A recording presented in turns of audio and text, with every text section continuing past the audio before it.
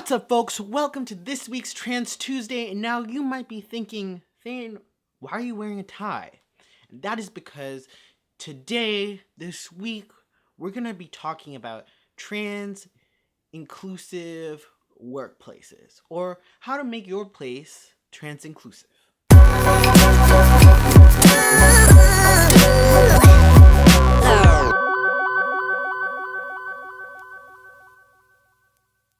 Alright, so we're going to start with pronouns. Now, this is not a how do you ask somebody about their pronouns kind of conversation. This is a what can you do about your pronouns kind of conversation. So everyone sends emails nowadays. And at the end of your email, most of you have it auto-populate with like your name, and at your workplace it'll be like your name, your position, address of the place you work, a pithy statement or a quote or something like that. What you can do right now is, after your name, in parentheses or something, you can just put pronouns are he, him, she, her, they, them, whatever your pronouns are.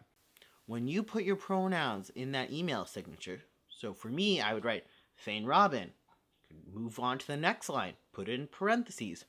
Pronouns are he, him. When they read that email, they get to that bottom part, they'll see, oh, from Thane Robyn. Oh, his pronouns are he, him. Cool. Now when I talk about Thane, I can use the right pronouns. Isn't that exciting? Because then you're respecting somebody and who they are. So when you put your pronouns at the end, you're showing somebody a couple things. What your pronouns are and how to respect you.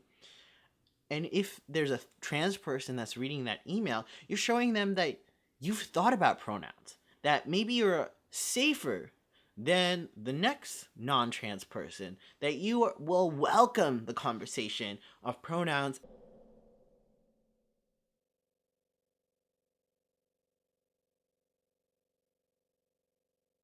On to number 2, bathrooms. We love to talk about bathrooms in relation to trans people.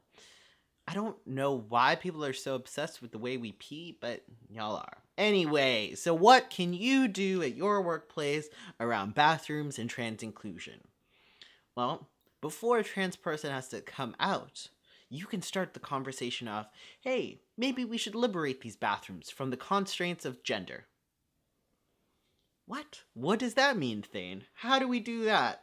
Well, let me tell you. You can simply say, hey, this bathroom is merely a bathroom with sinks and toilets and stalls. This bathroom is a bathroom merely with sinks, urinals, toilets, and stalls. And put that on the door instead of a male and female image, which is weird. So now you're probably thinking, Thane, how do I liberate this bathroom from the constraints of gender? Well, you can go, you can talk to people, you can even put up signs. You can just print it out, you can write it on a piece of paper and that says, this bathroom has sinks and a toilet. Stick that on the door. There you have it. You've liberated a bathroom. And what's great about it, you didn't wait for a trans person to have to come forward and make themselves vulnerable. You did that work. See, when we talk about trans inclusion, it's not about how can the trans person, that local trans person that works there, the one trans person that works there that has had to already talk to HR and managers and bosses, that one trans person that has been doing all this work, and that one trans person, again, has to raise their hand and be that one person that says, excuse me, but can I be respected as a whole human and have a place to pee? So if you do that work, you're not making yourself vulnerable.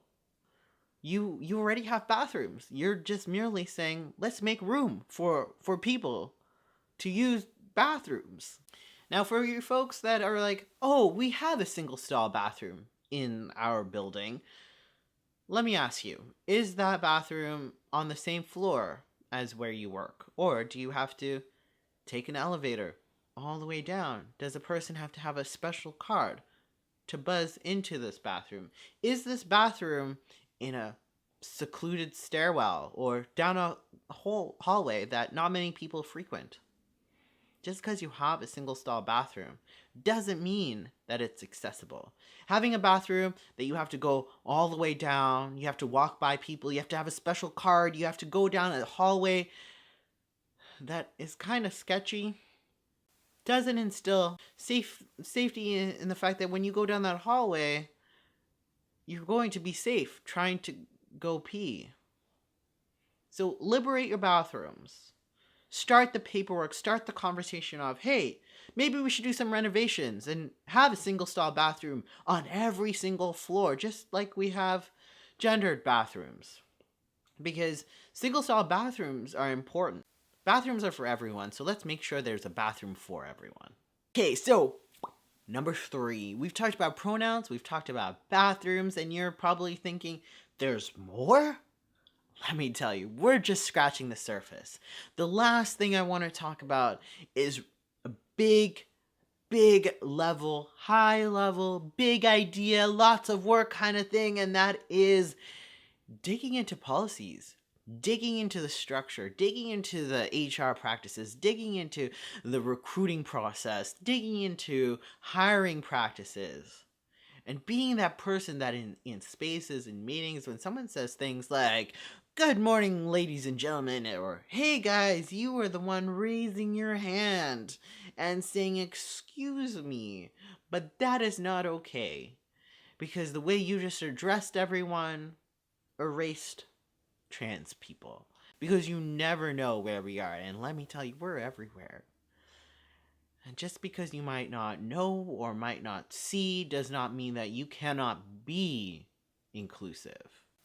And when you are that person raising your hand, you're showing to other folks the new standard. The standard of, we're going to respect trans people as whole human beings and validate their existence and respect the boundaries that they have laid out, and we are going to follow the way that they've defined for us to respect them in what name to use, what pronouns to use, and it's not a joke. You know, be that person that raises their hand, because then you're acknowledging that you have work to do too, and that you're not trying to isolate anyone. In fact, you're trying to make more space, because when there's more space, we can have more change and we can do greater things. Isn't that awesome? Isn't that exciting? So be that person that raises their hand every single time that says, "Excuse me." Be that person. Because let me tell you, as a trans person, it is tiring and it is scary. Now you're probably thinking, "Thane, but it's scary for me too. I'm nervous. I don't know if I can do that." And you know what? That's real. And that's okay. It's okay to be scared, because it is very scary, because it's uncomfortable. But imagine having to raise your hand and knowing that whatever response they're getting is directly directed to the way that they're valuing your existence. You know? When a trans person raises their hand, when they have to ask for an accommodation around a bathroom, the fact that it is an accommodation just shows you the kind of work that is needed to do, the kind of energy you have to have. So be that person that raises their hand, that Googles things, that questions things, that digs into policy, that says, "Excuse me, but we can be better. We have to be better for our trans siblings, for our trans workers. We can do this." I hope you enjoyed this. This was a quick little video with only 3 things. This is just the start, and I encourage you to start here. Do these small things. If you have questions, if you have concerns, feel free to message me. You can throw me a comment, a message here, Instagram, wherever. I'd love to talk with you. And if you're like, "Hey, my workplace is doing all these things. What's the next steps?" Let us talk, because that's exciting. Now, I hope you all enjoyed this video. Thank you so very much. Stay safe, stay beautiful. Peace.